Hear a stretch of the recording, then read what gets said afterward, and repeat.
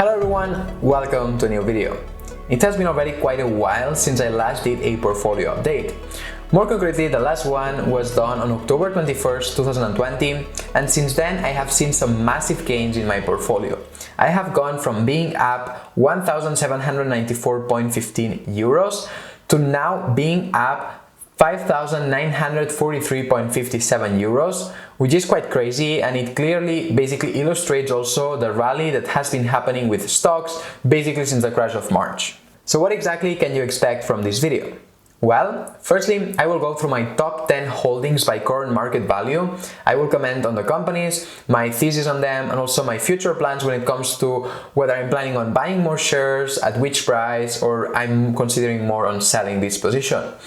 Then after this, I will also share with you the total current market value of my portfolio as a whole, combining the two accounts that I use, because I use two brokers, Degiro and Charles Schwab. But before I start, I really want to emphasize that I'm no financial advisor. I'm just doing this video for entertainment purposes. I think that it's very cool also to see, at least for myself, I really enjoy also watching other people when they share their portfolios, also their thesis and how they are doing, and hopefully it can help somebody out there. And finally, I just want to remind you that if you enjoyed the video, the transparency, it would be super awesome if you could give it a like. And also maybe you want to consider subscribing to the channel so you make sure that you don't miss the next portfolio update that I will do. I don't know when this will happen. Based on the past, I have been doing it every 6 months. But yeah, this way you make sure that you don't miss that. But with that said, let's not waste any more time and let's go right into it. The way I will go about it will be that I will first start with the largest position by current market value and keep going down in this top 10. And the first company and the largest position that I hold in my account is in Walgreens Boots Alliance. In it, as you can see, I currently hold 34 shares, which I bought back last summer, and my average cost basis on those is of $38.73 per share. I'm currently up 37% to a total current value of $1,805. Obviously, I'm very happy with how this has turned out to be, because for me this was more of, let's say, a safe play, and not only I'm up 37%, but also at my cost basis I am getting a very nice dividend yield of 4.83%, which is very nice to have. In terms of holding this stock long term, obviously it's a blue chip, its upside potential is also limited, and I also want to monitor how the business of pharmacies evolves also in the next years to come. For now, though, I have no plans to sell it, and I will just hold it as a very consistent dividend payer that has been paying them and increasing them for 46 years in a row. Next in the list is Boeing, that I currently own 7 shares. I started adding to my position at around $160, but I have been adding recently even if the stock price kept going higher. I like it because it is in the airline, defense and also space industry, and if they don't mess it up again with the 737 MAXs, because really it seems like a never-ending topic, but if they really get this sorted, and also as the economy starts reopening, I certainly see upside potential. I think that it could easily be worth $300 per share in 1 year time, and I'm also very bullish on the overall industry of airlines and space. In it, my cost basis is just currently under $200 per share, and I'm up 19.34% to a total current value of $1,638.91. If it falls under $230 again, I might add more to my position, and I have actually no plans to sell it at the moment because, as I said, I'm very bullish long term on the future of this company, and it only has one major competitor, which is Airbus, and I think that both of these will succeed moving forward. The next largest position is Banc de Sabadell, which is a Spanish bank and the worst investment that I have made so far, currently down 16%. I even reduced my position in around 25% with realized losses of 20%. A few weeks ago, and the rest I'm planning on holding it, and if it reaches again 70 cents per share, I will sell out of it completely. If this really happens and it really reaches 70 cents per share, I should go out of the whole position flat, so at least I shouldn't lose that much money. And the reason I want to get out of it is because Bank de Sabadell is the smallest bank in Spain, and it is not merging with any other like some others have to be stronger and have higher margins. And yes, the period that is coming now, if we really have inflation and interest rates go up and so on, is more favorable to banks, but still it's not a bank that I want to own. And also I want to get out of the IBEX 35, which is the main Spanish index when investing in stocks and so on. And the current total value of my position is worth $1,267.86. Number 4 is my threesome, which is the company I work for, and unfortunately I am not able to disclose anything else on it, but I currently own 42 shares at a total value of $1,258. Number 5 is Volkswagen. In it, I own the stock with the ticker symbol VOW3, which is trading in Europe, and actually it's the two only positions that I currently own in Europe, both Bank de Sabadell and Volkswagen. And this one has actually been done very well for me. I currently own 4 shares of it at a cost basis of 126 euros per share, and I'm up 71% to a total current value of $1,041, and for that I basically converted the euros to dollars. I'm currently not planning on selling it because I think that Volkswagen is or can be a rival to Tesla when it comes to electrification of cars. Let's see how that plays out, but also I think that the surge in price has also been driven because people have also realized that Volkswagen is also getting into electric vehicles and also pushing strong with several different models that maybe it's still not at the level of Tesla because obviously it's the leader, but who knows how this is going to play out. So probably I'm just going to hold on to this one for a few more years as we see how all of this electrification of cars plays out. Number 6 is Teladoc, which is a very large telehealth player innovating in the healthcare industry by providing virtual healthcare visits.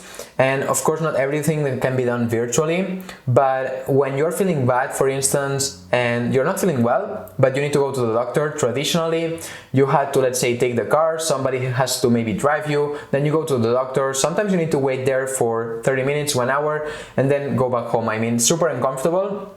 And sometimes there are things that can be solved just by having a virtual meeting with a specialized doctor. Again, this is a super simplified version of what they do because they have many other services and products and so on. And also something to highlight is that very recently, at the end of last year, they merged with another big telehealth company, which is Livongo, and this should help strengthen it even more. And they are basically a very large player within this industry that I think that has a lot of future. Currently, I own 6 shares of it at an average cost basis of $181 per share. And if it continues to fall more like it has been doing recently, I will add more to my position. I am very, very careful because I know that valuations are very high in general in the market, and I want to have enough cash on the sidelines in case it falls more. But if it falls more, as I said, I will continue to add to it gradually. Currently, as I said, it's at the very high valuation of at around 20 times price to sales ratio, which is very demanding. Yes, they are growing very fast at more than 100% year over year, but they are also having very significant losses. So if we reach to a period of inflation and increasing interest rates, it might not perform that well or as well as it has been doing in the past year or two. But as I said, this is for me a buy and hold stock. Then moving next, I hold WP Carey, which is a REIT, so a real estate investment trust, and I like it because it's very diversified geographically with not only properties in the US but also in Europe, which is something that many other REITs don't have and I really like, but also it's very diversified in terms of industries. And I'm currently up 14% and I'm getting a nice dividend yield of 6.39% at my cost basis. And on this one, I'm not planning on adding any more shares of it, but neither of selling it because I just see it as a very solid and consistent dividend payer within my whole portfolio. The next one is also a REIT, more concretely Simon Property Group, which is mostly owner of shopping malls in the US, and of course it was very, very affected and it really crashed very hard, and this for me was a high risk, high reward play. I basically started my position already thinking that it played out well. Currently I'm up 168.25%, and even if they had to cut their dividend due to the pandemic and so on, I'm still getting at my cost basis a yield of 11.46%, which is crazy, and for now I have no plans on selling it. I just plan on holding onto it, and the total current value is of $973, which of course has been brought up basically because I have more than doubled my money in this position. But I also want to be careful with this one because I don't know how shopping malls will evolve in the future, but for now, as I said, I will hold on to it. The ninth largest position in my portfolio is Kraft Heinz, which is a company that I have been holding for longer than many of the others in my portfolio. And actually during the crash, I took the chance to add more to my already existing position. Currently it is up 67.85% and my cost basis stands at $24.6 per share. I personally see it as a very conservative play within the food industry. It's a big food giant. And at my cost basis, I'm getting a dividend yield of 6.5%, which is also very nice. So on this one, I have no plans on selling it anytime soon, but also I will likely not be adding more to it, at least for now. Finally, the last company on my top 10 is DocuSign, which is one that I only started buying this January. I'm personally a user of its services. It is the largest e-signature service provider in the world currently, and it has a much larger market share than its competitors. I think that the industry certainly has a lot of future, and governments still have to adapt their laws and regulations and start really using e-signature providers like DocuSign. So I think that in terms of potential, it really has the potential. The only reason that this is not a larger position in my portfolio is simply because of the valuation. Currently, its price to sales ratio is at 29, which is pretty high. I already own some shares, and actually my average cost basis is at $213 per share because I really wanted to own this stock. And sometimes what I do is I already start a position with a company, maybe a small one, and then this basically motivates me even more to do more research and get more confident with my investment. And then as it keeps dipping, or sometimes it doesn't have to keep dipping, like for instance in the case of Boeing, then I keep adding more to it gradually. With DocuSign, as I said, valuation very high. I will only consider adding more if it drops below $190 per share, like it reached a few weeks ago.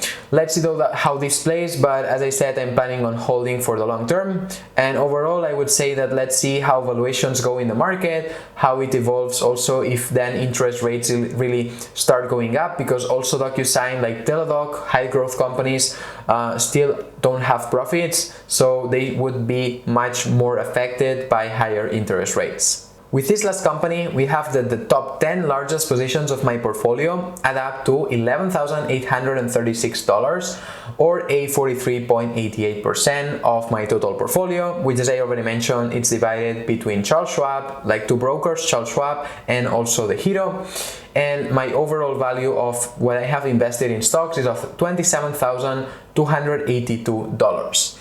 And as I have already mentioned in other videos, I am trying or working on having more money in my highest conviction stocks, and that's precisely what I have been doing.